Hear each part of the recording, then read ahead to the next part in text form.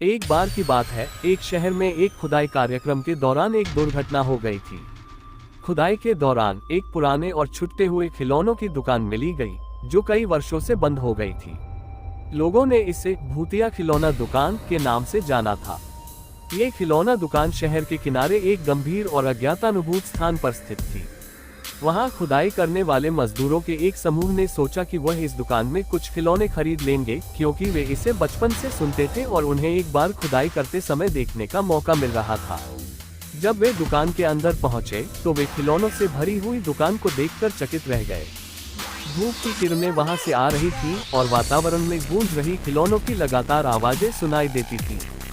एक भूतिया माहौल में रहने की वजह से मजदूर थोड़े घबराए हुए थे, लेकिन वे निश्चिंत रहने का।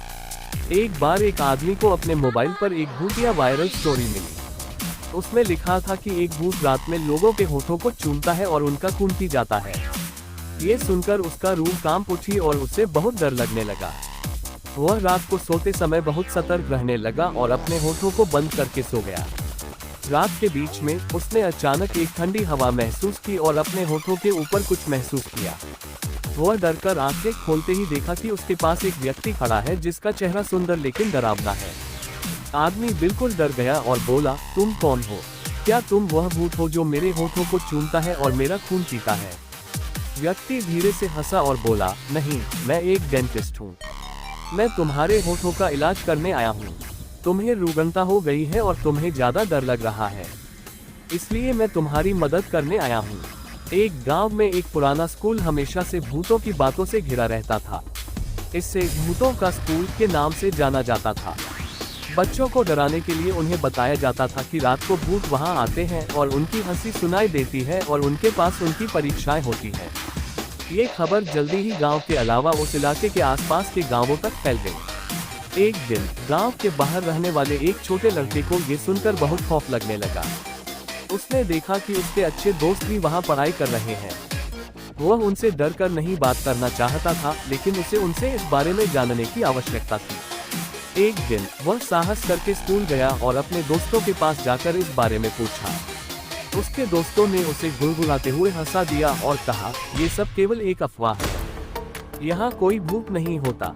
ये स्कूल बहुत पुराना है, इसलिए लोगों ने एक गांव में एक अत्यंत नापसंद और डरावना बहुत कहानी होती थी। ये कहानी नपावत बहुत के नाम से जानी जाती थी। लोगों को ये कहानी सुनाई जाती थी कि रात को एक भूत या प्रेत वहां आता है और उन्हें नपावत कर देता है। उन्हें वहां नींद नहीं आती और उन्हें नपावत करना पड़ता है। इस कहानी का खबर जल्दी ही गांव के अलावा उस इलाके के आसपास के गांवों तक फैल गई। एक बहुत दूर के गांव में रहने वाला एक लड़का ने ये सुनकर बहुत डर लगने लगा। उसे दिलचस्पी हुई कि क्या सच में यह बात सच हो सकती है। उसने सोचा कि इसे जानने के लिए वह उस गांव में जाएगा और खुद ही सत्यता की जांच करेगा। एक दिन वह बहुत साहस करते हुए उस गांव में पहुंचा। वहां पहुंचकर उसने वहां के लोगों से नपावत कहानी के बारे में पूछा। लोग बहुत हंसे और उसे बताया कि यह सब केवल एक अफवाह है। उन्होंने कहा कि गांव में ऐसी कोई कहानी नहीं है और यह सिर्फ एक व्यापारी एक पुरानी कटिंग मशीन की दुकान चलाता था। उसे पुरानी और छुटी हुई मशीनों को खरीदने और रिपेयर करने का काम मिलता था।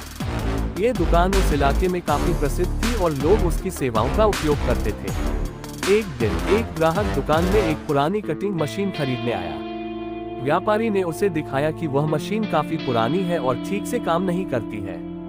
ग्राहक, जिसका नाम रमेश था, इसकी गुणवत्ता की जांच करने के लिए यह मशीन खरीदने के लिए तैयार था। रमेश ने मशीन को अपने कार्य क्षेत्र में ले जाकर उसे चालू करने का प्रयास किया। जैसे ही वह चालू करने की कोशिश कर रहा था, वह धीरे धीरे विचलित हो गया। मशीन स्वयं बंद हो गई और फिर से चालू हो गई। रमेश ने इसे इग्नोर करके और फिर से चालू करने की कोशिश की, लेकिन इस बार मशीन कुछ सेकंड चलने के बाद अचानक रुक गई। रमेश के होंठ सूख गए और उसे डर का एहसास हुआ।